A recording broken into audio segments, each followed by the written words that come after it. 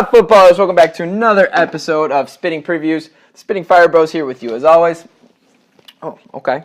All right, and let's get right into it. So I believe this is our third preview of the Columbus Crew, that team in yellow. So we're not going to spend too much on it because there's already two of those made. But I will talk about the recent form. So a 1-0 win against the Union, a 3-0 win against the Chicago Fire, a 1-0 win at the Revolution, 0-0 draw at Sporting Kansas City, 3-3 draw home game against Toronto. The really impressive thing about that was before that Toronto game, it was a 3-3 draw. They had 5 games without giving up a goal. Hard to score, guys. So that's very impressive. 5 game, without giving up a goal. That's really impressive. They're a possession-based team. They average about 53% possession per game. That's really good. Goals per game, 1.4. Pass accuracy, 83%. Shots per game, 14. 21 goals for, 13 goals against. Wow. Stingy. GD is +8. So yeah, it's they're not like the most fruitful attacking team, but they don't give up very many chances or very many goals. So they're very organized, just a very organized, stingy team. They know their game plan. They know their roles. They're going to possess the ball, lull you to sleep, play very good defense, and they're a really well-organized all-around football team.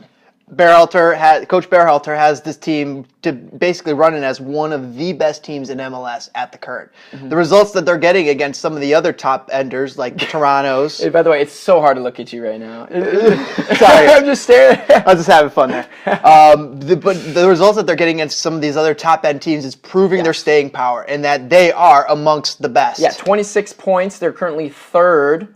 With 7 wins, 5 draws, only 3 losses, and the Fire were one of those. Actually. And you're getting results against the likes of Sporting Kansas City and Toronto, and on top of that, you're just starting to run away with it. They're one of the top 3 teams in the East, and God, they're a fun football team to watch. I mean, they're just organized.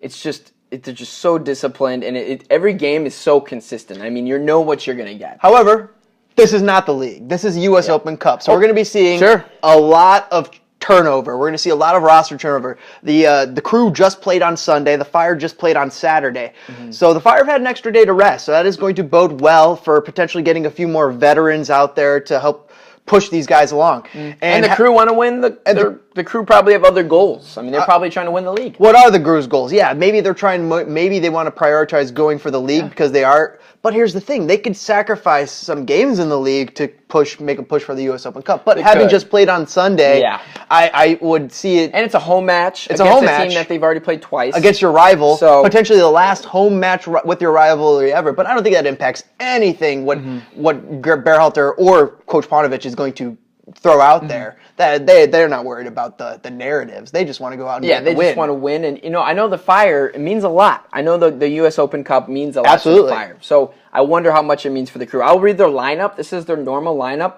But like James alluded to, I would expect to see something different with them probably prioritizing the league and probably rotating some guys in because they played Sunday. Yeah. So it's Yassi Zarda's up top. Martinez, it's a 4-2-3-1. So I'm going to start with that lone striker. Zarda's up top, Martinez, that left winger, Higuain, Cam, Santos, right winger. They played very well, Santos. Yep. Will Trapp, Archer are their center mids. I believe Will Trapp is still gone. And so will be their goalkeeper, Zach Steffen, who's been anointed by Taylor Twellman as potentially the goalkeeper of the future for the U.S. men's national team. Yeah, he did at the next World Cup, potentially. You think Steffen might be, at the next World Cup, like you said? Interesting that he's passing up like the likes of Horvath and the Jonathan Klinsmans. So interesting. Bill Hamid. Maybe Richard Sanchez could still pull a switch off. Nick Romando, Guzan, will they be around? Probably. Maybe Mexican international Richard Sanchez could pull a switch. Anyway, so Valenzuela is their left back, Abu Bakar, Menza, 2 really beast center backs. Yes. 2 really good center backs. Actually, their whole back line is really good and off a full or Harrison Apple. Their whole back line is really good, and like we just said, Steffen in the net. But I would prepare to, like James said, I think we would see something different than what they're accustomed to. Zach Steffen's almost most certainly not there, so they're going to be throwing their backup keeper in net, shoot often. And that's what these guys do, though. So they possess, right? They get wide. They really lull you to sleep. What these guys do, but we'll see. They lull you to sleep. They get you spread out, and then they slip a Yeah, couple we'll goals see in. what the Chicago Fire can do. I guess we'll do it real quick. Your player to watch? Player to watch is going to be, if he's playing, Giassi Zardes. He's been on fire. 9 goals. Top of the league. Is he even 9? 9 goals. Because that would put him in the league lead. It's close to it. Yeah, yes. he would be, because I thought everybody else had 8 for the most part. So he's definitely up there amongst the lead leaguers in scoring.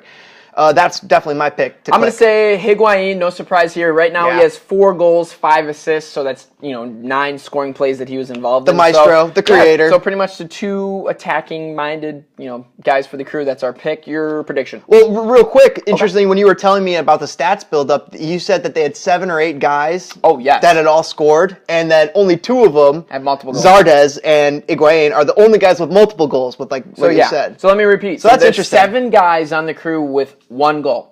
After that, there's only 2 guys with multiple goals. So that's 9 guys. That's 9 different players have scored. That's a lot. And only 2 multiple guys. That's pretty interesting. That's very interesting. But that shows you how organized and how it's a system. How their system of their offense and how how disciplined they are and their determination on what their game plan is from day to day, going through Higuain or going up through the wings. They are so consistent with that. And it's showing in the results. Absolutely. And in the score and in the stats. What to say? Prediction? I am worried about this one, but I like the Fire's chances for the U.S. Open Cup. Before this, I was thinking actually a 2-1 loss. I'm flipping at this moment. I'm saying 2-1 Fire win. Let's go, boys! Wow. These predictions are so tough, especially with just the way Pano has been rotating the roster and the injuries, and and the different tactics he's been implementing each game, so it's really hard to predict. But it makes it coach hard to predict for the opposite team as well. Exactly. And I'm going to go with you. I'm going to say a 2-1 Fire win. I think they'll rotate a little bit. I think the Fire will ride that momentum, and it's hard to beat a team 2 times in a row. So I think the Fire will, get back to that winning, the winning spirit against that team in yellow. Fire lost 3-0 to the Columbus Crew at the MAPFRE a few weeks ago. Yeah. I do, like you're saying, I think they could flip the script on that. Yep. And this game's not going to overtime. So, no. All right? Can't. All right, so 2-1 Fire win for us, boys. Let's go. All right. See you guys later. Toss us a like if you enjoyed the analysis. Toss any comments or predictions down below and subscribe for more Spitting Fire. We'll see you guys later. Whoa.